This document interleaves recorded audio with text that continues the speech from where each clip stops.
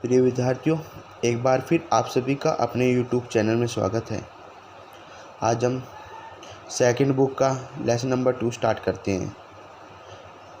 वैसे बुक के हिसाब से चले तो लेसन नंबर 9 है, जिसका नाम है हाइड्रोजन। तो सबसे पहले तो हाइड्रोजन का इंट्रोडक्शन पढ़ते हैं। परिचय।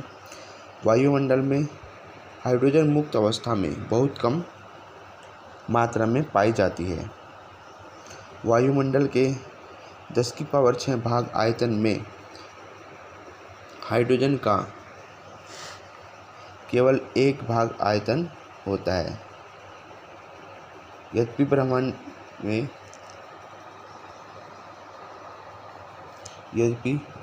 में सबसे अधिक पाए जाने वाला तत्व हाइड्रोजन है। उसकी जो मात्रा है वो लगभग 76% है।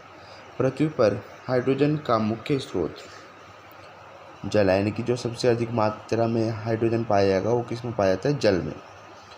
अब जो हमारा इम्पोर्टेंट टॉपिक है वो है हाइड्रोजन का आवर्त सारणी में स्थान, यानी कि जो आपकी पीरियोडिक टेबल होती है, आवर्त सारणी होती है, उसमें हाइड्रोजन कहाँ पाया जाता है, कहाँ कहाँ उसका स्थान है।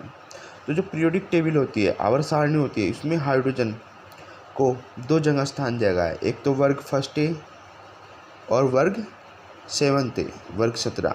वर्ग फर्स्ट ए के जो तत्व होते हैं वो अक्षार धातु होती है, और 17 के जो होते हैं वे हैलोजन तत्व होते हैं। तो यानी कि हाइड्रोजन को आवर्त सारणी में वर्ग फर्स्ट ए व वर्ग 7 ए हैलोजन तत्वों के साथ रखा गया है। यद्यपि हाइड्रोजन के गुण फर्स्ट ए और 7 ए के तत्वों से समानताएं प्रदर्शित करते हैं। तो कौन कौन सी समानताएं हैं? अगर आप किसी के घर में रहते हैं तो तभी तो रह पाएंगे अगर आपके गुण उनके गुणों से मिलते हैं। अगर आपके गुण एक दूसरे से नहीं मिलेंगे तो वहाँ तो लड़ाई हो जाएगी। तो इसी प्रकार हाइड्रोजन भी इन दोनों वर्ग के तत्वों में रहता है, क्योंकि इसके हाइड्रोजन के गुण इन तत्वों से भी मिलते हैं और इन तत्वों से भी मिलते हैं। तो कौन कौन से गुण हैं जो इन तत्वों से मिलते हैं और इन तत्वों से मिलते हैं, तो हम एक एक के बारे में बताएंगे। तो पहले बताते हैं हाइड्रोजन की वर्ग फर्स्ट ए से समानताएं, यानी कि कौन कौन से गुण हैं जो हाइड्रोजन के वर्ग फर्स्ट ए के तत्वों से मिलते हैं। सबसे पहले है इलेक्ट्रॉनिक विन्यास, इलेक्ट्रॉनिक कॉन्फ़िगरेशन। अक्षार धातुओं की भांति हाइड्रोजन के बाह्यतम कोश में 1 इलेक्ट्रॉन उपस्थित होता है।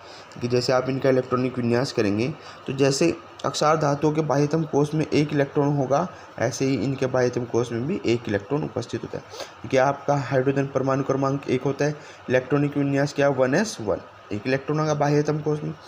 अब लिथियम की बात करते हैं।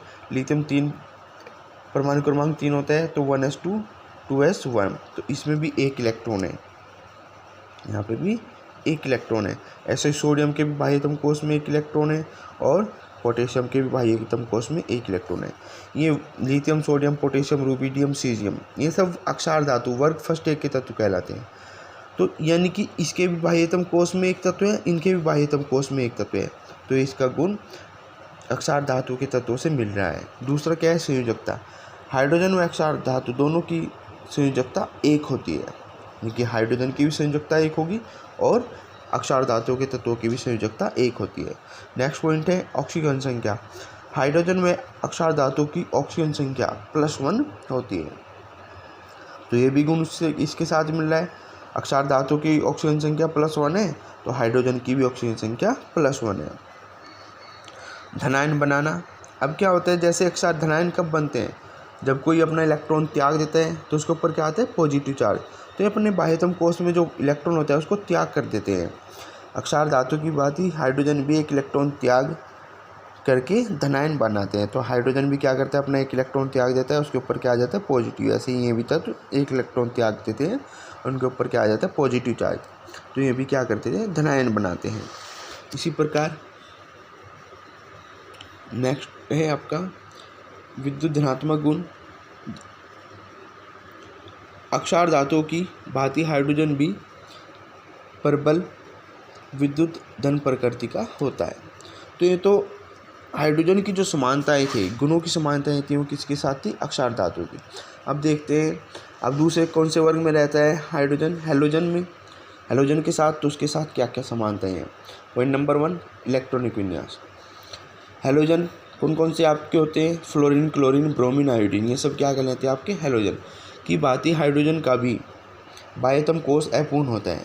जैसे इनका आप इलेक्ट्रॉनिक विन्यास करेंगे तो इनके बाह्यतम कोष में पूर्ण करने के लिए एक इलेक्ट्रॉन की ज़रूरत होती है, तो इसको भी अपने बाह्यतम कोष को पूर्ण करने के लिए हाइड्रोजन को भी एक इलेक्ट्रॉन की कमी होती है। हैलोजन का अपना स्थायी विन्यास प्राप्त करने के लिए एक इलेक्ट्रॉन की आवश्यकता होती है, यानी कि अपना स्टक पूरा करने के लिए एक इलेक्ट्रॉन की आवश्यकता होती है। तो पहले हाइड्रोजन करते हैं 1s1। अब 1s में 2 इलेक्ट्रॉन आ सकते हैं, एक इसके पास है, तो कितने इलेक्ट्रॉन की जरूरत हुई इसे, एक इलेक्ट्रॉन की। ऐसे ही फ्लोरीन का आप इलेक्ट्रॉनिक विन्यास कीजिएगा 1s2, 2s2, 2p5, तो ये 2 वाले 2s और 2p ये इसके बाह्यतम कोष हुआ। तो कितने इलेक्ट्रॉन है, 5 और 2 7 इलेक्ट्रॉन है। 8 अष्टक पूरा करने के लिए, 8 पूरा करने के लिए, क्योंकि यहाँ पर 8 इलेक्ट्रॉन आ सकते हैं और यहाँ पर 2 इलेक्ट्रॉन आएंगे, तो वो इसका बाह्यतम कोष होगा। ये इसका बाह्यतम कोष है, यानी कि इसे भी एक इलेक्ट्रॉन की ज़रूरत है। 7 है, 8 पूरे करने के लिए एक इलेक्ट्रॉन की ज़रूरत है, जैसे उसे एक इलेक्ट्रॉन की ज़रूरत थी। ऐसे ही क्लोरीन में देखते हैं, इसके भी बाह्य, अब यहाँ 3 वाले 3s और 3p इसके बाह्यतम कोष हुए, तो इसमें 8 इलेक्ट्रॉन आ सकते हैं और कितने इलेक्ट्रॉन है, 7, तो इससे भी एक इलेक्ट्रॉन की ज़रूरत है अपना स्टक पूरा करने के लिए।